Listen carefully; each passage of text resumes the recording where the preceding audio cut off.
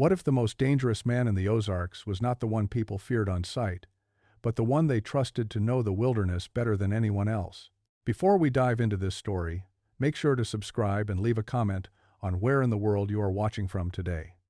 In the late 1800s, there were still parts of the Ozarks where a man could walk for 3 days beneath oak and hickory without seeing another soul, where the ridges folded over one another so tightly and the hollers ran so deep that distance stopped, meaning what it did in settled country. A place might be only a few miles away as the crow flies and still require a full day's hard travel to reach on foot. Roads, where they existed at all, were little more than wagon scars cut into clay and stone. In wet weather they vanished into mud. In summer they baked hard and split under wagon wheels. In winter they became dangerous enough that most sensible people stayed close to home and waited for the season to pass. It was a country that kept its own counsel, a country that could hide a cabin, a trail, or even a body without much effort. Men who made their living in that kind of landscape were different from men in towns. They had to be. The Ozarks did not reward carelessness, and they did not forgive weakness. A trapper who worked those mountains year after year learned not only where the game moved, but also how the land itself behaved. He learned which creek beds could be followed safely after rain, and which would strand him between slick bluffs. He learned where cold air settled before a storm, and which ridgelines carried sound farther than they ought to. He learned where a person could vanish from sight in 10 steps, and where a campfire could be seen from half a valley away. One of those men was a trapper named Orland Veetch. By the time this story begins, he was somewhere in his early 40s, though men who lived hard in the timber were difficult to age with any certainty. He had a tall, raw-boned frame, and the kind of narrow strength that came not from deliberate exercise, but from years of climbing steep ground, dragging pelts, splitting wood, and carrying his life on his back through rough country. His face was lean and wind-marked, with a high brow, a long nose that had been broken badly at least once, and eyes of such a pale gray that people sometimes remarked on them after he'd already gone. He wore his beard full, but kept it trimmed enough to stay out of his way, and his dark hair had begun to show threads of silver at the temples long before most men would have. He dressed in buckskin and heavy wool, depending on the season, always patched, always practical, never quite clean, but never neglected either. There was nothing ragged about him in the usual sense. Everything he owned had the look of long use and careful maintenance. His rifle was kept in good order. His traps were clean and well tended. His boots, though scarred by rock and creek water, were always mended before they failed him. He was not the sort of man people described as friendly, but neither was he openly hostile. In the scattered settlements along the lower runs, he had a reputation that sat in an uneasy middle ground. Folks called him peculiar in the way country people often do when speaking of someone who keeps too much of himself to himself, but they also called him dependable. If Orland Veetch said he would bring in beaver by first frost, he brought them. If he said a storm was coming down from the north ridges, people listened. If someone needed directions through a country nobody else wanted to cross, Orland could give them. That kind of usefulness buys a man a great deal of tolerance. He came down from the high country only when he had reason to. Sometimes that meant trading pelts, powder, salt, coffee, or cured pork. Sometimes it meant having a boot resoled or a wagon part repaired. Sometimes he appeared for no reason anyone could identify, stayed just long enough to stand quiet in the trading post while others talked around him, then vanished back into the timber before sundown. He was known to winter farther out than most men dared, in a country where the cedar thickened over the slopes and the limestone cuts ran deep and cold. He kept a main cabin somewhere beyond the better-known trapping lines, and people said he had 2 or 3 smaller camps besides, though no one could have pointed to them on a map. That was the thing about a man like Orland in those years. His absence did not invite suspicion. It confirmed what everyone already believed about him. He belonged more to the ridges than to any human community. If he disappeared for 6 weeks, or 2 months, or nearly a season, nobody found that remarkable. Men who farmed the valley bottoms might talk about him while mending fence or shelling corn, but they said the same thing every time. Veetch knows those mountains. Veetch can take care of himself. Veetch has his own ways. And in the Ozarks, where self-reliance was admired almost as much as it was feared, that was usually enough to end the matter. What nobody understood then, or perhaps what nobody wanted to understand, was that a man who knew the mountains well did not merely know how to survive in them, he knew how to move through them unseen. He knew which hollows swallowed sound, which deer paths never held tracks for long, and which river cuts could wash away signs in a single night. He knew where a stranger would go wrong, where a tired traveler would choose to rest, and how far a cry might carry before the timber took it and broke it apart.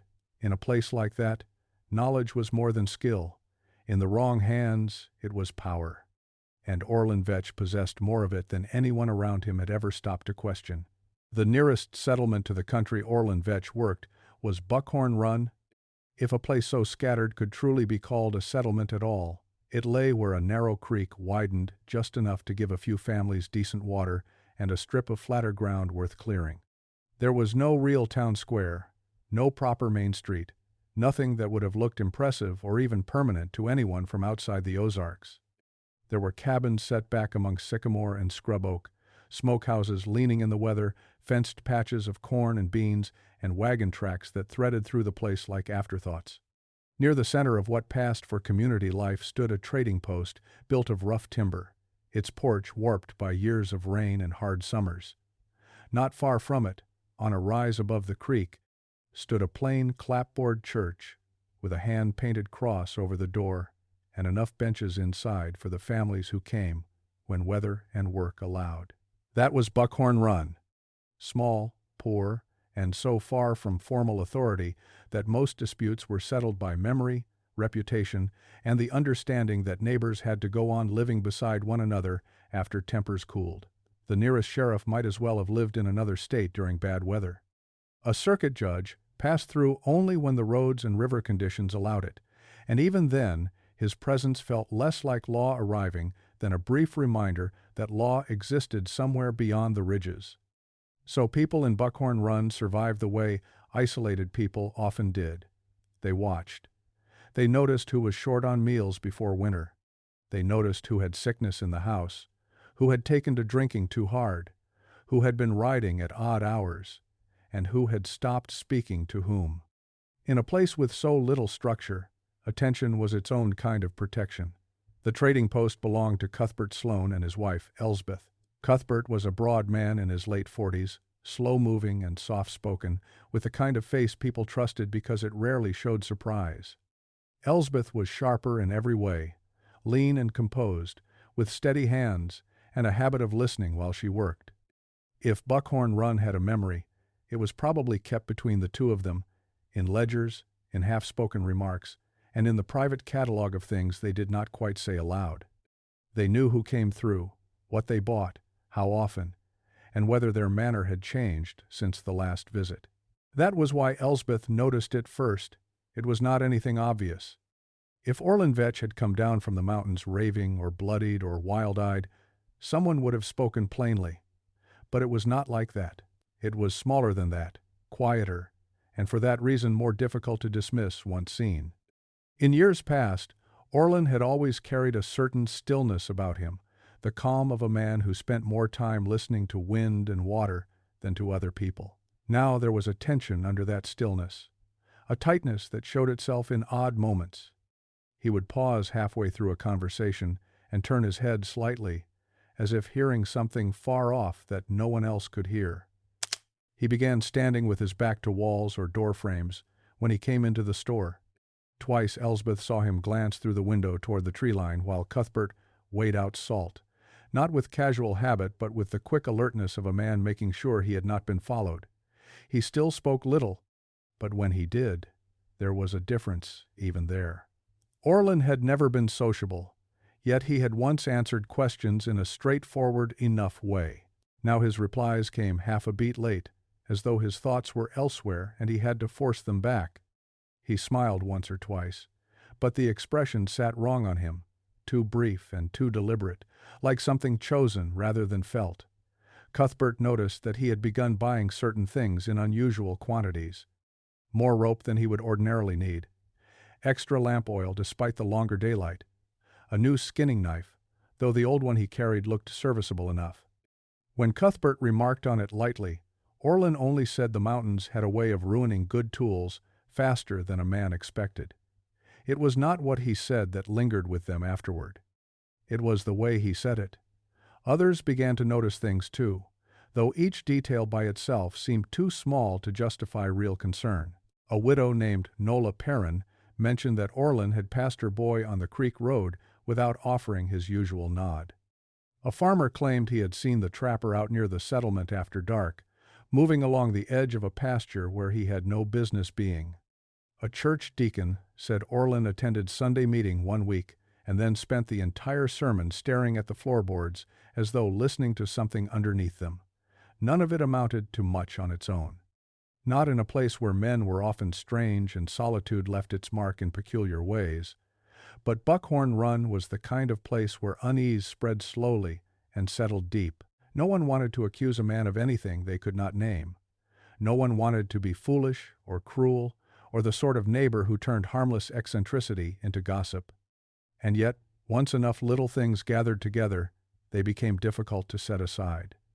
The impression that formed was not that Orland Veetch had become openly dangerous. It was worse than that. It was the feeling that something in him had shifted just out of sight, and that the people around him were only catching the edges of it in passing moments. A look held too long, a question ignored, a purchase that did not fit the season. The sort of changes that are easy to live with right up until the day you realize they meant something all along. Winter settled over the Ozarks in stages that year, not all at once, but with a kind of patient certainty that made the land feel narrower each week. First came the hard frosts silvering the creek banks at dawn, then the long cold rains that turned wagon tracks into trenches of slick clay, and after that, the first thin skins of ice in the shallows where water moved slow enough to surrender. By the time the last leaves were down from the blackjacks and hickories, Buckhorn Run had drawn in on itself the way such settlements always did. People mended what needed mending, salted what could be salted, counted sacks of meal and jars of lard, and measured winter not by dates on a page, but by how much wood was stacked under cover and how often the wind found cracks in the walls. Travel through that country never stopped entirely, but it changed character once the cold set in. Fewer men moved for trade alone. Fewer families attempted long visits across ridges. Those still passing through were usually the sort of people who had no choice in the matter: drovers trying to beat the weather, widows going to kin, itinerant workers, peddlers, hunters, and men looking for timber claims or trapping lines not already spoken for. The Ozarks had always drawn that kind of movement at the edges, people between one place and the next, trusting rough roads and rougher directions, because settled country lay too far away to be reached in a single push. The first to vanish was a peddler called Reuben Clary, a narrow-shouldered man in his 50s, who traveled with a mule and a pair of battered cases full of needles, combs, lamp wicks, thread, small mirrors, and whatever else isolated households might buy when the chance presented itself.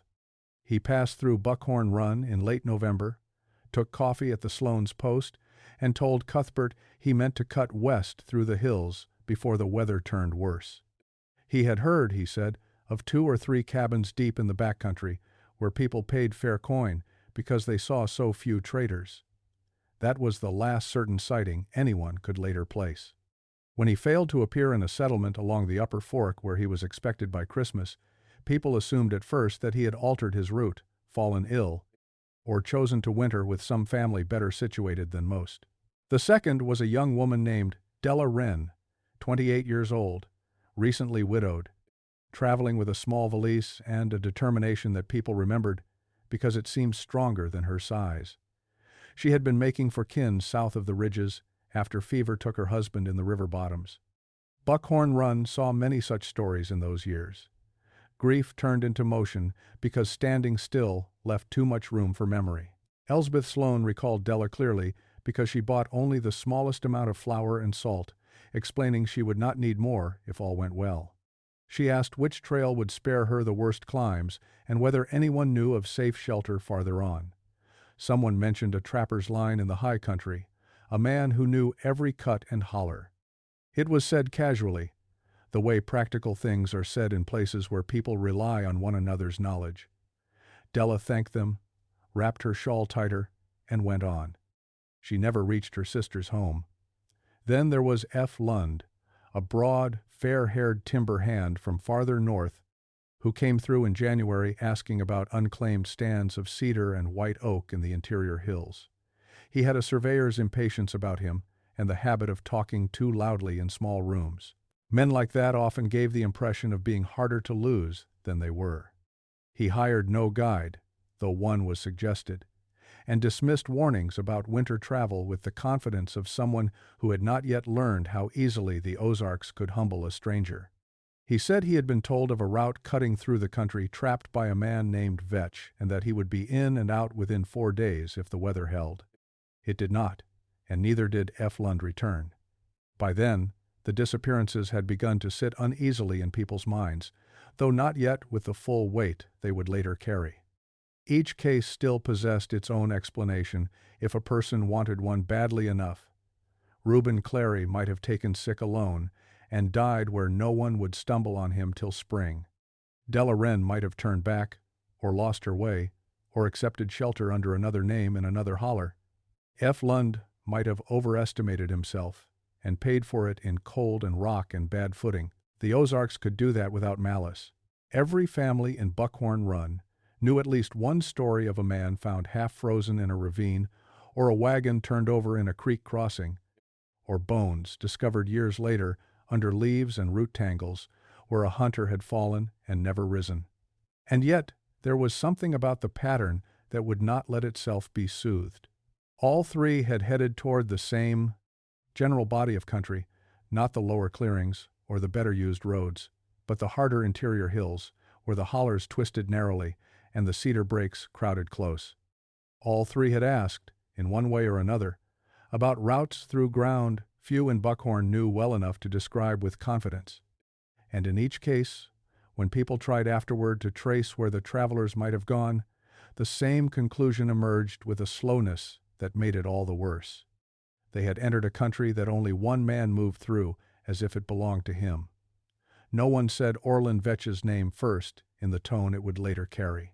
At that stage it was spoken with the caution of people thinking through a practical matter. If anyone had seen them, perhaps he had. If anyone knew which creek they would have followed, which ridge they might have mistaken in bad light, or which shelter a stranded traveler would naturally seek, it would be him. That was all. Or that was all people allowed themselves to say. But winter has a way of pressing thoughts together in a small settlement. The nights were long. The church windows rattled in the wind. Men sat closer to their hearths and went over scraps of memory they might have ignored in fair weather. One person recalled hearing Orland had come down earlier than usual for supplies. Another remembered how much rope he had bought. Elsbeth thought of the way he had stood in the post with his back to the wall and his eyes sliding toward the trees. None of it proved anything. None of it would have justified an accusation before decent people. But as the season deepened and no word came from those who had passed into the hills, the absences themselves began to gather shape. What had first looked like separate misfortunes started to feel like pieces of the same dark design, all of them leading toward high country. One man knew too intimately, and from which he always returned alone. By the time February had settled into the hollers and the creek edges stayed rimmed with ice well past noon, Cuthbert and Elsbeth Sloan had begun doing what isolated people so often do when something feels wrong and there is no clear authority to hand it to. They started remembering carefully.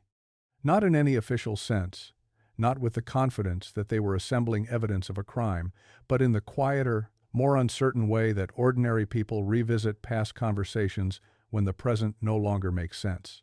A remark that seemed harmless at the time took on weight. A purchase once shrugged off as practical began to look misplaced. A look, a pause, a change in tone. All the small human details that usually vanish into daily life returned and arranged themselves in a more troubling pattern. The trading post at Buckhorn Run had always been the sort of place where memory accumulated without anyone quite meaning it to. Cuthbert knew how much lamp oil a family usually bought before snow came. Elsbeth knew who preferred coarse salt over fine, who paid in coin and who in pelts, who lingered to talk and who left quickly. A place like theirs depended on such knowledge. It was not nosiness, exactly. It was survival dressed in ordinary habits. So when the disappearances began to trouble them, they found themselves drawing on months of old observations they had never expected to use for anything beyond conversation at supper. Elsbeth was the one who first said aloud that Orland Veetch's buying had changed before his manner did, or perhaps alongside it. She remembered because she kept the supply ledger in a hand so neat it looked almost printed, and because unusual purchases tended to catch her eye. Orland had always bought what a man alone in the high country would need: salt, coffee, lead, powder, lamp oil, boot leather, and sometimes bacon or meal if trapping had gone well enough to spare the trade. But that autumn there had been differences. More rope, and not just once. Smaller lengths first, then a heavier coil a few weeks later. He bought an extra lantern despite having purchased one in decent condition the summer before. He asked after iron hooks that Cuthbert normally kept for hanging kettles or curing meat, though he claimed he needed them for organizing pelts in his cabin. Then there was vinegar. Not enough to start open gossip, but enough for Elsbeth to remember because trappers did not usually buy it in that quantity unless they were preserving something or cleaning something they did not wish to leave a smell behind. Cuthbert, for his part, remembered the talk around the purchases more than the items themselves. Orland had never been a conversational man, but he had once answered plainly enough when asked how trapping was running or whether signs looked good along the upper forks. Now his replies had taken on a quality Cuthbert could not name at first. They were not lies in any easy, provable sense. They were evasions, shaped like ordinary words. If asked where he had been working, he would mention a ridge rather than a creek, or a creek rather than a camp. If asked whether anyone else was in the hills, he might say there were always people passing through, then move on before anyone could press him. Once, when Cuthbert casually mentioned that a traveler had asked after the Western Trail, Orland had gone so still it seemed, for a brief second, as though all the life in him had narrowed to his eyes alone. Then he smiled, slow and wrong, and said strangers often mistook those hills for kinder country than they were. That sentence stayed with Cuthbert long after the moment itself should have faded. There were other things. Elsbeth remembered how Orland had begun coming at odd hours, not with the comfortable regularity of a man descending when trade or weather required it, but just before dusk or very early, when the light was poor and fewer people were about. Twice he had entered the store damp and breathing hard, not like a man winded from walking, but like someone who had been hurrying and wanted not to appear hurried.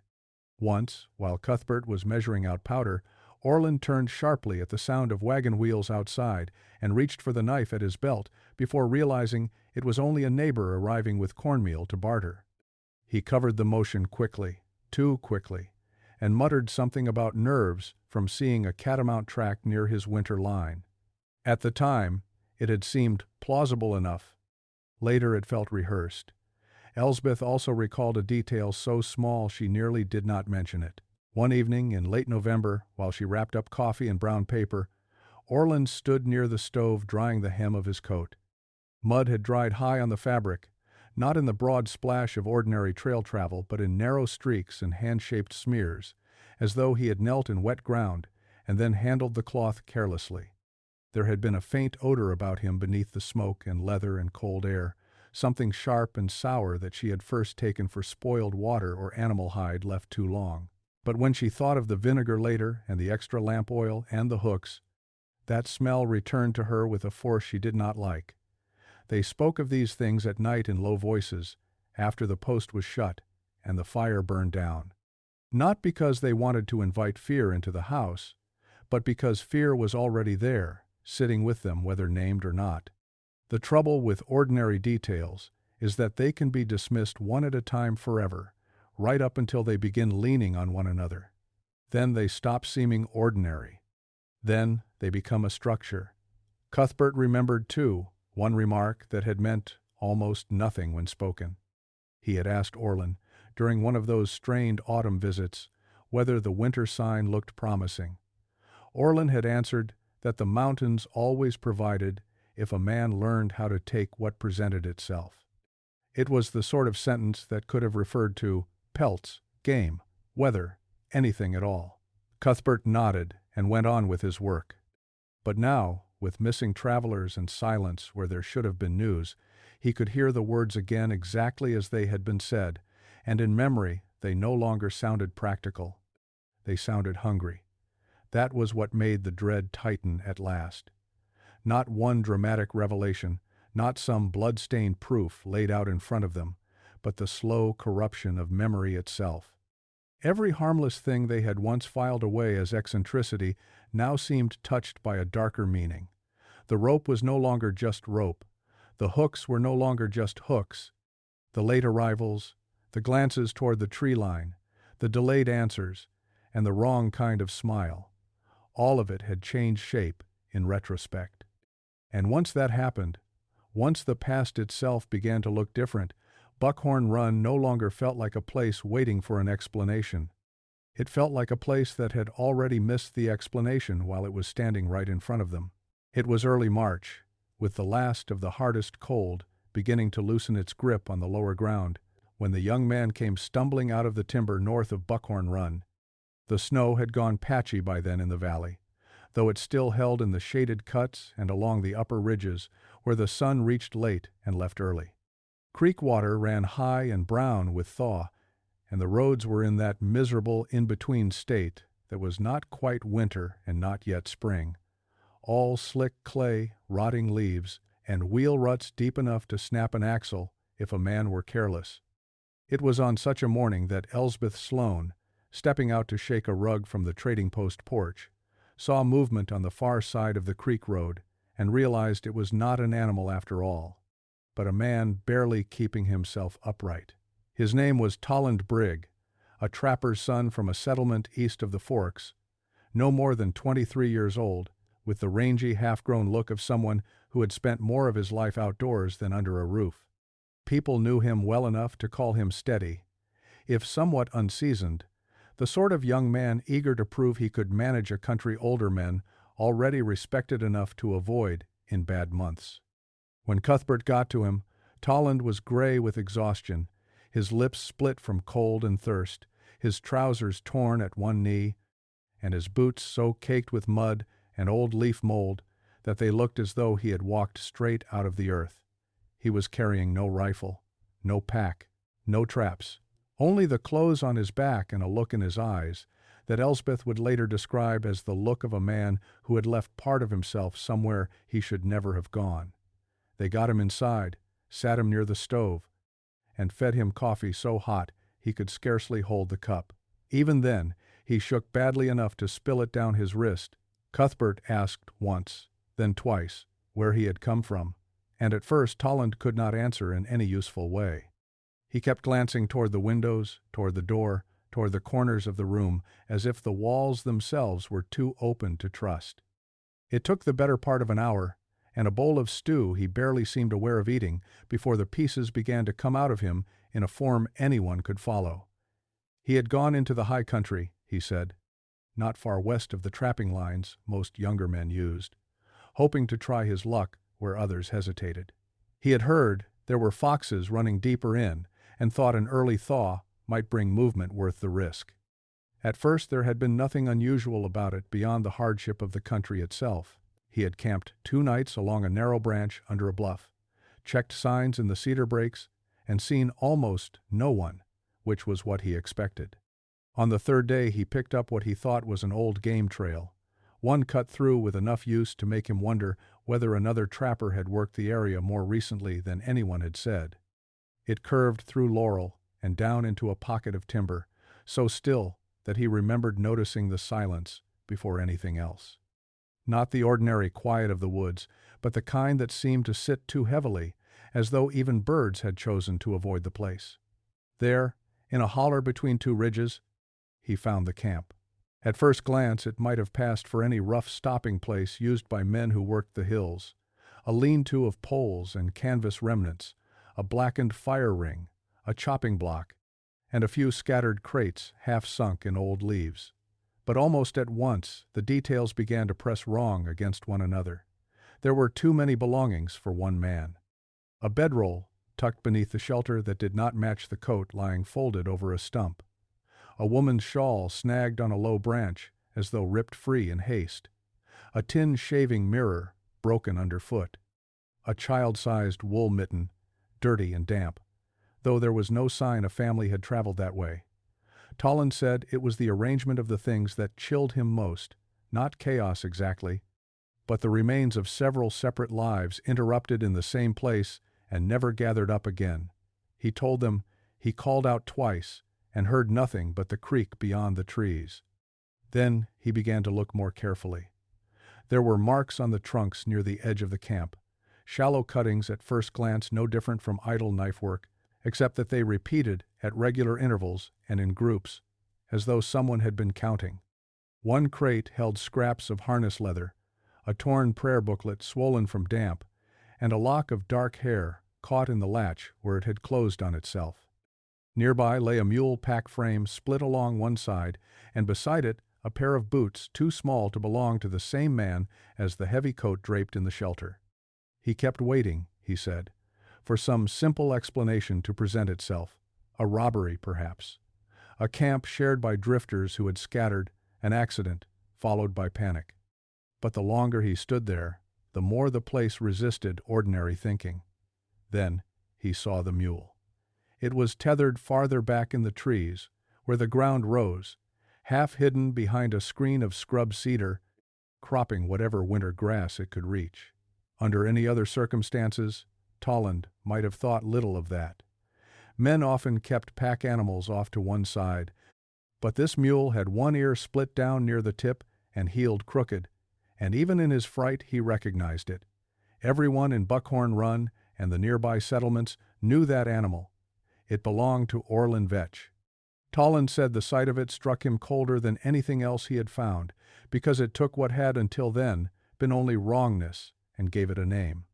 He did not stay long after that. He admitted as much without shame, and no one who heard him blamed him for it. He backed out of the camp first, then turned and moved uphill as quietly as he could, convinced by then that if the mule was there, its owner was not far off. Twice he thought he heard something in the brush above him, not the clean movement of deer or hogs, but something slower and more deliberate, pausing when he paused. He abandoned his own pack before he had gone half a mile, because it slowed him. By dusk, he was no longer trying to travel wisely, only to put distance between himself and that holler. He lost his rifle crossing a slick rock shelf in the dark and did not stop to search for it. After that, the journey back became less a route than a series of blind decisions driven by dread. When he finished speaking, the room stayed silent long enough for the fire to settle in the stove with a dull, iron tick. Cuthbert did not look at Elsbeth right away, because he did not need to. He already knew what would be in her face: the shawl, the extra rope, the missing travelers, the strange purchases, the wrong smile, and now a camp in the high country filled with abandoned belongings and Orland Veetch's mule standing nearby as plain as a witness. None of it was proof, in the formal way a court might demand. But it was more than Buckhorn Run had had the day before, and more than either of them had wanted to hear spoken aloud. What Toland brought back from the high country was not just a story of something unsettling found in the woods. It was the first clear sign that the fear taking shape around Orland Veetch was no longer only made of memory and suspicion. It had found ground under it. And once a thing like that happens in an isolated place, once dread attaches itself to something real and visible, The whole settlement begins to understand that whatever comes next will not be easily turned aside. Once Toland Brigg had told his story, Buckhorn Run could no longer pretend it was dealing in uneasy guesses and winter gossip.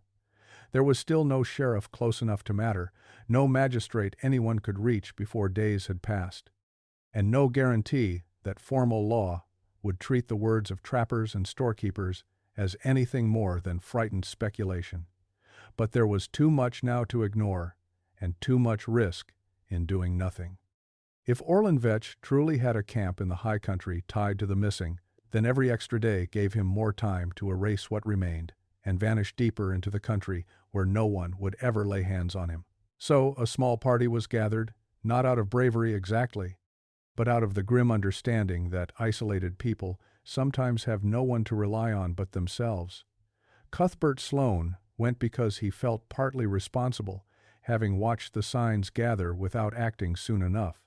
Toland insisted on returning despite the terror still plain in him, because he alone could lead them back toward the place he had found. Joining them was Bram Heddle, a broad-shouldered farmer in his 50s, whose caution made him valuable. Eamon Rusk, a hunter known for moving quietly and missing little. Sylvie Troke, the settlement blacksmith, younger than the others, and strong enough to carry what needed carrying, and Abram Foss, an older former militiaman whose calm under pressure had become the nearest thing Buckhorn Run possessed to trained authority. They armed themselves with rifles, side knives, rope, blankets, and enough provisions for several hard days, then set out under a gray morning that seemed to press low over the ridges. The farther they climbed from the settlement, the more the country changed its character. The wagon traces disappeared first, then the cut stumps and fence remnants, then even the feeling that people had ever belonged there at all. Cedar crowded the slopes, laurel thickened in the drawers, limestone shelves broke through the soil like old bones. It felt less like traveling into wilderness than crossing backward into something older and less forgiving, a part of the Ozarks that had never agreed to be fully known. And with every mile, as the ridges narrowed behind them and the timber closed in, the possibility of turning back became not impossible, but harder to justify to themselves, because each step forward made it clearer that whatever waited ahead had already been allowed too much ground. By the second day, Toland began to recognize pieces of the country that had haunted him on the walk back, and from that point onward, the whole party moved with a sharper, more anxious caution. The trail they followed was not a proper path in any settled sense, only a succession of signs visible to men who knew how to read land that had never welcomed strangers. Here a game run cut through cedar roots and disappeared beneath a limestone shelf. There a strip of soft ground held the partial print of a boot heel, already filling with water. In places they had to squeeze through narrow stone cuts, where the bluff walls rose close on either side and shut out most of the daylight. In others they pushed through oak and laurel so thick it felt less like walking and more like forcing their way through something alive and resistant. The farther they went, the more it became clear that this was not a country reached by accident. Whatever lay ahead had been chosen precisely because ordinary traffic would never stumble upon it. Even hunters who ranged wider than most would have had reason to turn aside before coming this far. The ridges folded over one another in ways that confused direction. Sound carried strangely. Once, Bram Heddle swore he heard water running close to their right, only for them to find the creek 30 yards off to the left when the ground opened. Another time, Eamon Rusk paused and listened so long the others thought he had seen movement, but all he said afterward was that the woods felt wrong, too still in one moment and too watchful in the next.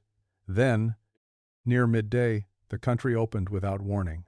The holler lay hidden between steep shoulders of timber and stone, its entrance masked by a stand of cedar and a crooked outcrop that made the place nearly invisible until a man was almost inside it.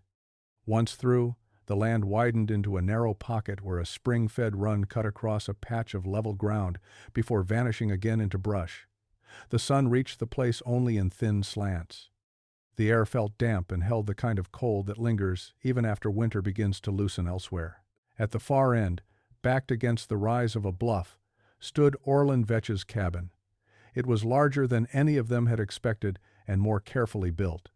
Not a trapper's rough shelter thrown up against bad weather, but a permanent dwelling of notched logs and fitted stone, with a chimney well laid and a roof pitched to hold through hard seasons. Nearby stood a smokehouse, a small shed, and a lean stock enclosure where 2 mules shifted restlessly. The whole arrangement was orderly in a way that unsettled them almost at once. Firewood was stacked clean and square. Tools hung under cover where the weather would not touch them. Paths between the buildings had been worn smooth by repeated use. Nothing was abandoned. Nothing was accidental. The place had the look of long planning and steady upkeep, of a man who had not merely survived in the wilderness but imposed his own system upon it. That, more than any open sign of violence, made the holler feel worse. There were markings, too, visible once they drew closer, carved into tree bark and cut into the cabin, lintel in patterns none of them recognized. Some were simple strokes grouped in careful sequences, others more angular, almost symbolic, though whether they meant anything beyond private habit, no one could say. Sylvie Troke found similar cuts on fence posts near the enclosure, all at measured heights, all too deliberate to dismiss as idle knife work. Cuthbert noticed that even the placement of the outbuildings seemed planned with unusual precision, as though each structure answered some purpose beyond the obvious. There was no clutter anywhere, no disorder, no sign of a solitary man living half wild in the Ozarks. Instead, there was arrangement, intention, and a kind of methodical calm that made the whole holler feel less like a home than a place designed around activities no decent person wanted to imagine. The men stopped at the edge of the clearing and looked on in silence, rifles held low but ready. It would have been easier, in some ways, if the place had looked deranged, if it had borne the chaos of madness plainly, but it did not. It looked disciplined, thought through, maintained over time. And because of that, because the holler seemed shaped by a mind that knew exactly what it was doing, the dread settling over them became heavier than any confusion or shock could have been. Open disorder can be blamed on panic, on drink, or on a mind coming apart. This was something colder, something arranged, and standing there in that hidden pocket of Ozark country, untouched by ordinary traffic and protected by terrain itself, each of them understood, without needing to say it, that they had crossed into a place where whatever had not happened by chance. They approached the cabin slowly, with Abram Foss signaling the others into place the way a man does when he knows fear can make people careless. No smoke rose from the chimney. No voice answered when Cuthbert called out. The door was shut, latched from the outside, which struck all of them at once as wrong in a way none could fully explain. A man alone in the wilderness might bar his door against strangers when he left. Yes, but something about the fastening, the heaviness of it, and the silence behind it made the whole arrangement feel less like caution than containment. Eamon moved first, easing the latch free, while Bram and Sylvie held their rifles ready. Then Abram opened the door, and a smell drifted out so stale and sour that Tolland turned his face away before he could stop himself. Inside, the cabin was dim even in daylight, the shutters drawn in such a way that only narrow strips of gray entered the room. What they found there was not the rough disorder of a trapper living hard in the backcountry. It was worse for being organized. Shelves lined one wall, each item placed with an exactness that made Cuthbert's skin crawl. Tools were cleaned and returned to their hooks. Knives had been sharpened and set in order by size. Coils of rope were hung neatly. Lanterns, jars, folded cloths, and implements no one expected to see in a wilderness cabin were all kept with a care that suggested repetition rather than necessity. The whole place had the feel of a workshop, but not one built around trapping, tanning, or any honest trade a man might name aloud. On a narrow table near the back wall lay several ledgers and stitched notebooks, their covers darkened by use and smoke. Abram opened the first with the caution of someone handling something foul, and what he found there silenced the room more completely than any shouted warning could have done. The pages were filled in a fine, steady hand, careful and deliberate, as if written by a man who believed he was preserving important work. There were dates, measurements, lists, observations written in a tone so calm and detached that it felt more chilling than rage ever could. Orland Veetch had not stumbled into darkness in moments of impulse. He had studied it, repeated it, recorded it. Whatever he had done in that hidden holler, he had done methodically enough to keep account of it. Tolland refused to look closely after the first few pages. Sylvie swore under his breath and backed toward the door. Even Abram, who had carried himself with a soldier's steadiness all morning, seemed older all at once, as though the lines in his face had deepened in a matter of seconds. Cuthbert kept his eyes on the room instead, taking in details he knew he would never forget, however badly he might wish to. A second shelf held personal objects that did not belong together: a woman's comb, a pocket watch with someone else's initials engraved inside, a child's tin cup, a preacher's worn testament, and bits and pieces of lives, interrupted and sorted as though they were trophies or specimens. That, more than anything, told them the missing had not simply wandered into bad weather or lost a trail in the Ozarks. They had reached this place, and they had not left it. Then Bram Heddle found the secondary space. It was not obvious at first. Just a section of floorboards near the rear wall that sounded different beneath his boots, more hollow, more carefully laid. When they moved a storage chest aside, they found a seam almost invisible under the edge of a rug and the legs of a workbench. Beneath it was a heavy trapdoor, fitted so snugly into the floor that it might never have been noticed by anyone not already looking for something hidden. The iron ring was cold under Bram's hand. For a long moment, no one moved. Then Abram nodded once, and together they raised it. A draft of colder air rose from below, carrying a smell so terrible and final that even the men who had held themselves steady until then had to step back. The space underneath was not large, but it was deliberate, dug into the earth below the cabin and reinforced with timber in a way that left no doubt it had been made for long use. No one needed to search it for long to understand what it meant. The signs were overwhelming without needing to be named in detail. This was not storage, not shelter, not some rough cellar for food or hides. It was the buried proof of what the journals had already suggested and of what Buckhorn Run had feared without wanting to shape it into words. By the time they stepped back into the gray light outside, the holler itself seemed changed.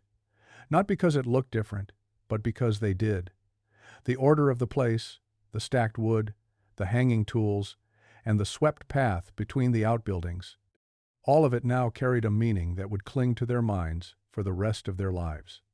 What they had uncovered inside that cabin was not merely evidence of murder, nor even of madness in the common sense people use when they wish to place evil at a distance from themselves.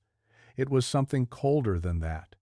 A life arranged around hidden acts, sustained over time, protected by isolation, and made possible by a wilderness large enough to bury almost anything. That was why none of them would ever speak of the cabin lightly afterward.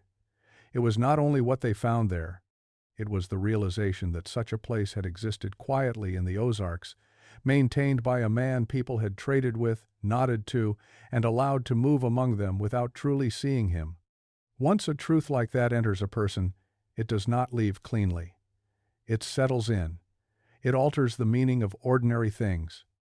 And for those men standing in the hidden holler, with the cabin behind them and the timber pressing close on every side, there was no longer any doubt that the missing had not lost their way in the mountains. They had been taken into the keeping of a man too dark for any honest record to hold. They did not stay in the holler any longer than fear and necessity required. Abram Foss was the first to say what all of them already understood, that whatever had been found in the cabin needed to be carried back to Buckhorn Run in some form. The outside world could not dismiss as panic or mountain rumor.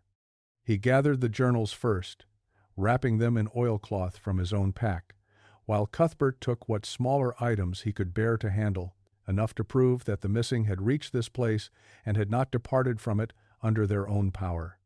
But even as they worked, the atmosphere around the holler seemed to alter in a way no one could measure and none of them could ignore.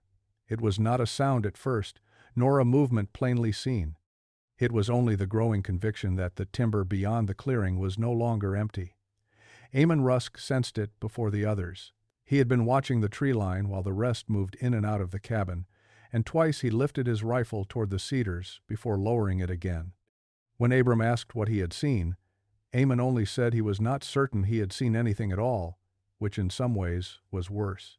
Then Toland, whose nerves had been frayed since the moment they entered the holler, swore he heard a step on the slope above the spring, one careful placement of weight, followed by stillness, so complete it felt deliberate. No one answered when Abram called into the trees. No branch moved, no face appeared. But the silence that followed was not the silence of an unoccupied place. It was the silence of something holding itself back. They left quickly after that, no longer concerned with preserving calm or dignity, only with putting distance between themselves and the cabin before whatever watched them chose to act. The men moved in a tight line, Abram and Amon ranging the edges. Toland kept near the center, and Cuthbert clutching the wrapped journals as though letting them go would somehow erase what they had already seen. Every 100 yards they expected a shot from the rocks or a figure to break from the timber. The narrow cuts and cedar breaks they had crossed on the way in now felt more dangerous on the return, not merely difficult terrain but perfect ground for a man who knew every rise and blind turn. Twice Bram stopped and turned at noises behind them, once certain he had glimpsed movement between two trunks on a ridge shoulder. By then their own fear had become so loud inside them that even ordinary sound seemed sharpened into threat. They pushed on without rest until late in the day, descending toward lower country where the trees began to thin and the creek bottoms widened enough to let in a little more light. It was only then, when they paused on a slope to take stock of their direction, that Sylvie pointed back toward the high ground and said nothing at all. He did not need to. The others saw it at once. A dark column of smoke had begun to rise beyond the ridges they had just crossed, slow at first, then thicker, blackening as it climbed into the gray afternoon sky. No one mistook what it meant. Orland Veetch had returned, or else he had been near enough all along to wait until they were gone. He had found his holler entered, his cabin searched, and his hidden work uncovered. And rather than flee and hope it remained hidden, he had done what a man like him would do if method and secrecy mattered more than anything else. He had chosen fire. From that distance they could not see the flames themselves, only the smoke lifting over the ridge like a signal no one but them could properly read. But it was enough. The cabin, the floor, the shelves, and the order of the place, much of what might have stood as undeniable proof, were being consumed while they watched. For a moment, no one moved.